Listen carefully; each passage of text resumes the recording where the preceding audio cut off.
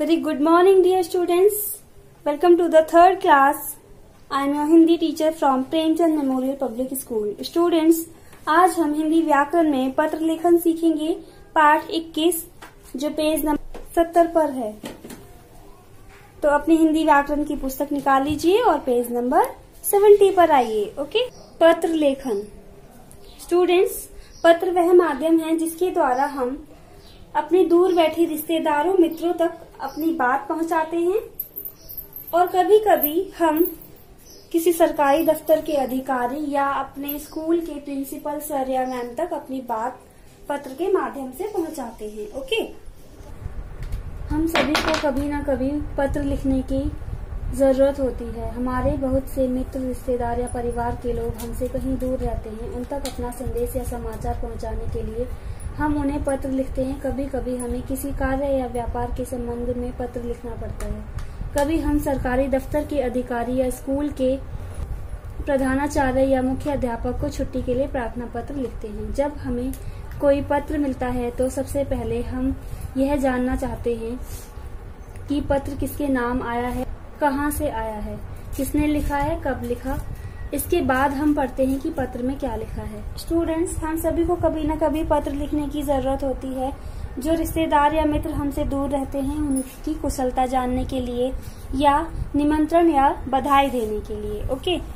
कभी कभी हमें किसी कार्य या व्यापार से संबंधित पत्र लिखना होता है या फिर किसी सरकारी दफ्तर के अधिकारी को, और कभी कभी अपने स्कूल के प्रधानाचार्य को हमें पत्र लिखने की आवश्यकता होती है अवकाश हेतु.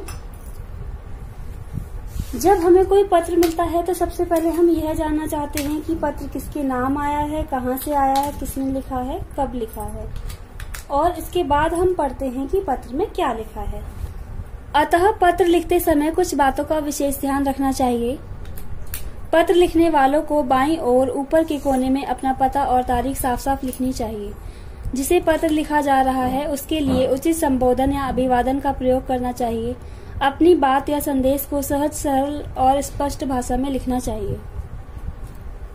स्टूडेंट्स, पत्र लिखते समय हमें कुछ बातों का विशेष ध्यान रखना चाहिए. जब कोई व्यक्ति पत्र लिख रहा होता है तो उसे कोने में सबसे पहले अपना पता लिखना होता है. उसके बाद साफ साफ तारीख लिखनी होती है. जिसे पत्र लिखा जा रहा है उसके लिए हम संबोधन का प्रयोग करते हैं और पत्र के अंत में अभिवादन का. पत्र के संबोधन से तात्पर्य है स्टूडेंट्स, हम अपने से छोटे या अपने समान व्यक्ति को जब पत्र लिखते हैं तो उसके संबोधन में हम प्रिय शब्द का प्रयोग करते हैं और अभिवादन में अपना नाम लिखते हैं. और जब हम कोई औपचारिक पत्र लिखते हैं तो संबोधन में हम महोदय, श्रीमान या महोदया आदि का प्रयोग करते हैं और औपचारिक पत्रों में अभिवादन का प्रयोग नहीं होता है. ओके. पत्र पूरा हो जाने पर नीचे बाईं ओर पत्र लिखने वाले को अपना नाम लिखना चाहिए.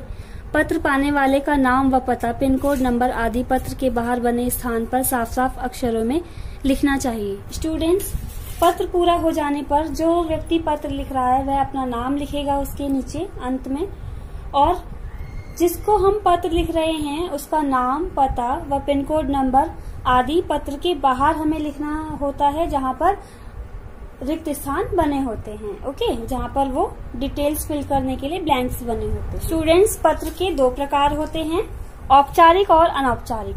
पत्र के प्रकार: औपचारिक पत्र, अनौपचारिक पत्र. स्टूडेंट, औपचारिक पत्र वे होते हैं जो हम किसी सरकारी दफ्तर के अधिकारी या स्कूल में अवकाश के लिए या किसी अन्य कारणवश हम अपने प्रधानाचार्य को लिखते हैं. अनौपचारिक पत्र वे पत्र होते हैं जो हम अपने दोस्त या रिश्तेदारों को लिखते हैं कुशलता जानने के लिए या फिर बधाई देने के लिए, किसी अन्य विषय पर जानकारी प्राप्त करने के लिए.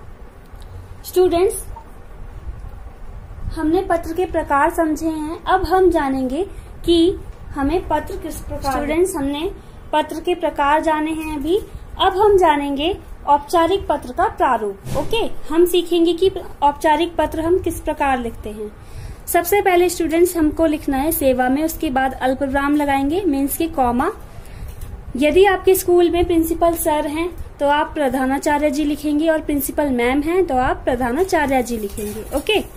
उसके बाद आप अपने विद्यालय का नाम व पता लिखेंगे जिस विद्यालय में आप पढ़ रहे हैं. तो आप अपने विद्यालय का नाम लिखेंगे, प्रेमचंद मेमोरियल पब्लिक स्कूल। उसके बाद आप यहाँ पर दिनांक लिखेंगे, जिस तारीख में आप पत्र लिख रहे हैं वही डेट आपको यहाँ पर लिखनी है। स्टूडेंट्स, विषय से तात्पर्य है कि हम जब किसी अधिकारी को या अपने स्कूल में प्रिंसिपल मैम या सर को जब पत्र लिखते हैं तो उनके पास यदि इतना समय नहीं है कि वे हमारा पत्र पूरी तरह से पढ़ सके, तो वे हमारे विषय को जानकर हमारी बात समझ पाते हैं, इसलिए हमें विषय लिखना आवश्यक होता है।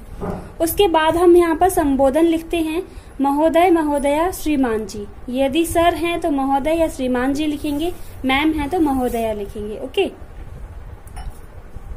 स्टूडेंट्स, उसके बाद हम लिखते हैं पत्र का मुख्य विस्तार या मुख्य विषय वस्तु। यहाँ पर हम लिखेंगे जिस विषय में हम पत्र लिखना चाहते हैं वह विषय लिखेंगे, या जिस कारण हम अवकाश लेना चाहते हैं वह डिटेल लिखेंगे और तिथि लिखेंगे, कब से कब तक का अवकाश हमें चाहिए। अंत में हम समापन लिखते हैं। उसके बाद धन्यवाद व्यक्त करते हैं, यहाँ पर हम धन्यवाद लिखते हैं। और अंत में हम आपका आज्ञाकारी शिष्य या आपकी आज्ञाकारिणी शिष्या लिखते हैं। स्टूडेंट्स, यदि छात्र हैं तो वे लिखेंगे आपका आज्ञाकारी शिष्य, और छात्राएं हैं तो वे लिखेंगी आपकी आज्ञाकारिणी शिष्या। उसके बाद आप अपना नाम लिखेंगे, कक्षा लिखेंगे, अनुक्रमांक लिखेंगे। आई होप आज की क्लास आपको अच्छे से समझ में आ गई होगी। आपको औपचारिक पत्र लिखना अच्छे से समझ में आ चुका है। यदि आपको कोई क्वेरी है इस पत्र से संबंधित तो आप बेझिझक पूछ सकते हैं। धन्यवाद।